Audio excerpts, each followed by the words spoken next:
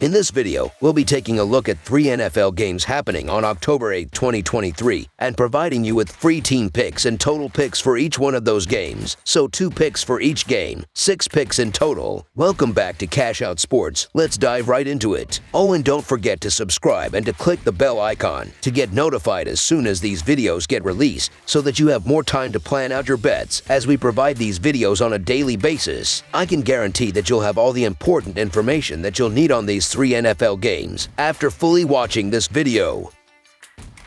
One more thing before we start, if you would like to gain access to our best exclusive sports picks to take your journey to the next level, then check out our Patreon in the link down below where we offer our best single picks, parlay picks, and much more. Now let's get started. Jacksonville Jaguars vs. Buffalo Bills. The Jacksonville Jaguars will be going for their second consecutive win when they travel to London to take on the Buffalo Bills in the second game of the NFL's International Series on Sunday morning. The game will be played at Tottenham Hotspur Stadium. The Jaguars are coming off a 23-7 win over Atlanta as 3.5-point favorites. The Bills are coming off a 48-20 win over Miami as 3-point favorites. Buffalo and Jacksonville split their last 10 meetings. This game is a bit unprecedented in the sense that it's the second week in a row Jacksonville will be playing in London, and no team has ever done that before. Some might be inclined to think that gives the Jags an advantage as they'll already be acclimated to playing across the pond, but I'm not so sure that's the case. This has never been done before, and I think it actually could be more of a detriment as they've been staying in hotels overseas for 2 straight weeks now, and weren't able to really wind down and recharge between games like they normally would. Buffalo is riding high after a huge win over Miami, and if they were able to slow down the Dolphins' explosive offense, I don't think they'll have too much trouble with a Jacksonville offense that has performed way below expectations this year. Trevor Lawrence is averaging just 6.6 yards per pass attempt, and Travis Etienne Jr. is averaging just 3.8 yards per carry. This past week they beat Atlanta at Wembley Stadium only because Desmond Ridder isn't anything close to an NFL quarterback,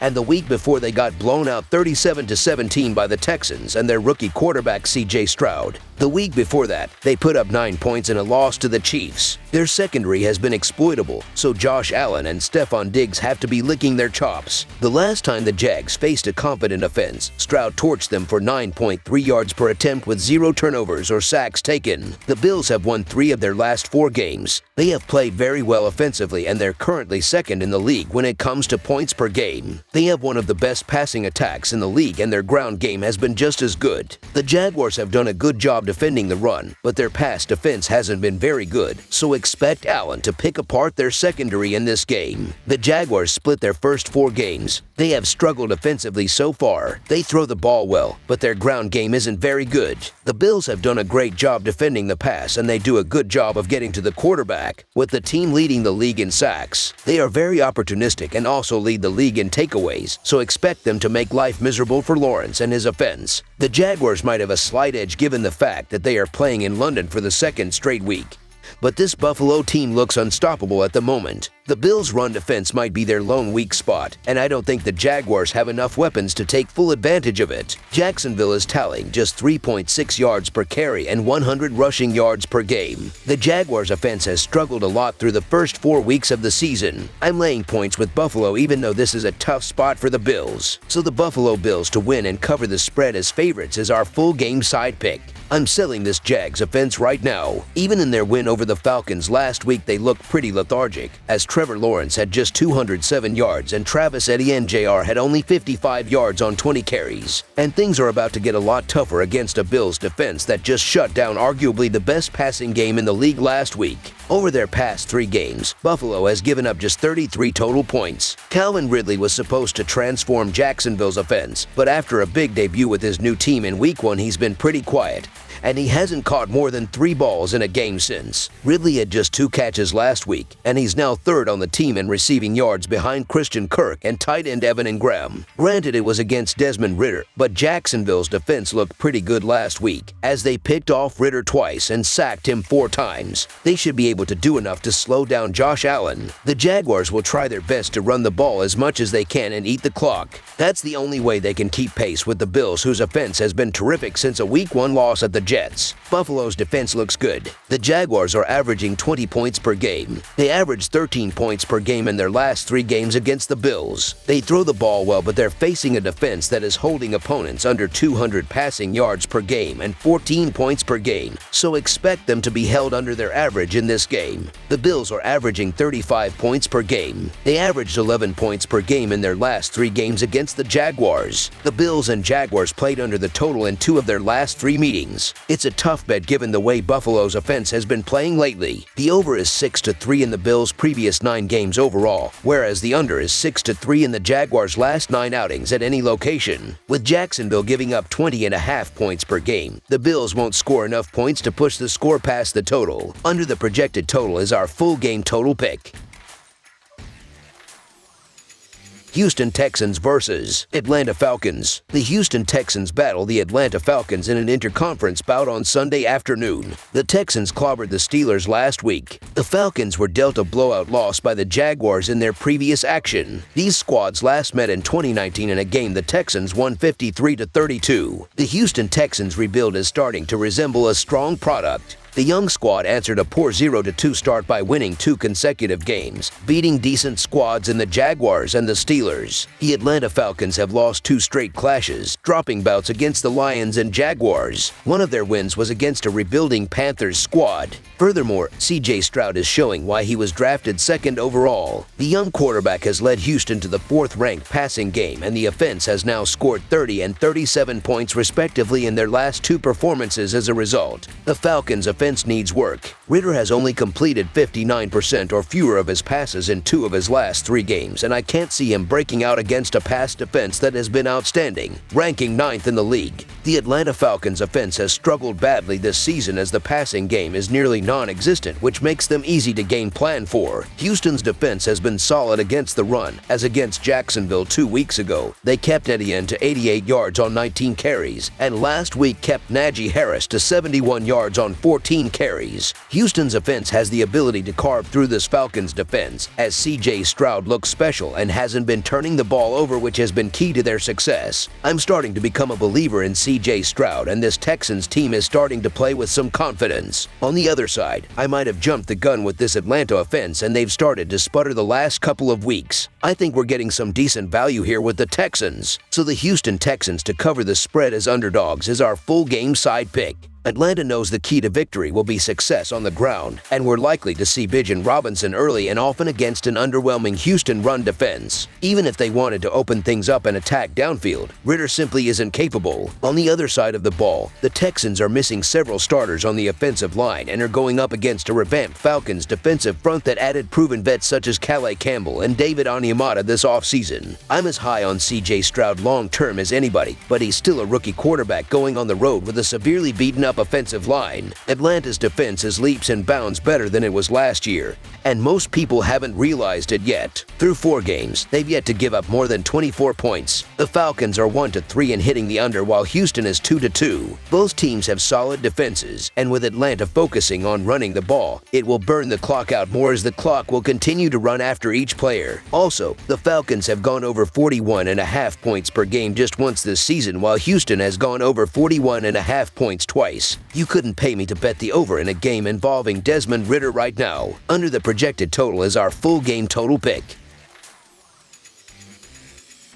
Carolina Panthers versus Detroit Lions. On Sunday afternoon, the Carolina Panthers and Detroit Lions clash at Ford Field in a battle of National Football Conference foes. The Panthers lost 21-13 at home to the Minnesota Vikings. The Lions raced past the Green Bay Packers 34-20. Is there any team more exciting to watch than the Detroit Lions? Building off a Week 3 game in which they humbled the Atlanta Falcons, the Lions eviscerated their division rival Green Bay Packers just 4 days later. It was an impressive statement win against a Packers team that has shown a lot of promise, and now the Lions sit as the clear kings of the North. Detroit has a lightning, top 10 passing attack that's anchored by an offensive line allowing the 4th fewest sacks through 4 weeks. Jared Goff has endured a few hiccups, but he is extremely hard to stop for 60 minutes, with nice movement in a well-protected pocket accompanying the veteran quarterback on every play. Defensively, the Lions' offseason improvements are paying dividends. They are now 4th in the NFL in yards allowed per play. They are excellent on third down. Offenses can't run on them, and edge rusher Aiden Hutchinson is turning into a star. The second-year lineman leads the NFL in quarterback pressures. This is a complete team, and in just 2 seasons, head coach Dan Campbell's winning culture is making him well worth the hire. On the other end, we don't have as much to highlight about the Panthers. Bryce Young's struggles continue. The rookie has only accumulated 503 yards in 3 games for a measly 4.9 yards per pass. He has only found the end zone twice. Carolina's run game has been virtually non-existent, and its offense as a whole is only gaining 4.2 yards per play, 30th in the NFL. The Panthers' defense fights hard, and edge rusher Brian Burns leads a dynamic, young group that is top 5 in sack percentage. Carolina will need a massively effective game from its defense to slow down Detroit for 4 quarters. The Lions proved they are for real this season as they dispatched the Green Bay Packers on the road 34-20 last Sunday. It was a dominant effort, with the game over by the end of the first half. Brian Branch injured his ankle in the 3rd quarter, later returned to the game, and then went down again. He is expected to play and is part of an elite rookie class for the Lions, along with Sam Laporta, linebacker Jack Campbell, and Jahmyr Gibbs. They lead the NFL in run defense, and the Panthers are struggling to generate anything through the air with rookie quarterback Bryce Young. Pass protection will be an issue all day, and I expect Aiden Hutchinson and a feverish Lions front to get after Young all day. Carolina's first 2 road contests ended with losses by at least 10 points. The closer game of the 2, and the Panthers' best offensive performance points-wise, came in Andy Dalton's only start. Bryce Young will be the quarterback this week, which has consistently led to fewer than 20 points and at least 1 turnover for the Carolina offense. Detroit's defense should add the Panthers to the list of teams that can't exceed 20 points against them. The Lions hold teams to 4.5 yards per play, and the Panthers' offense only averages 4.2 per play. So, can Carolina's defense tame the Lions' offense? Probably not, considering that the Lions are putting up 26.5 points per game, while the Panthers are allowing 25.5 points per contest. Detroit is 4th in rushing attempts, which has led to the 10th most rushing yards. Carolina is allowing 4.7 yards per carry. Struggling there will open up the passing game for a Lions offense gaining 7.9 yards per pass attempt.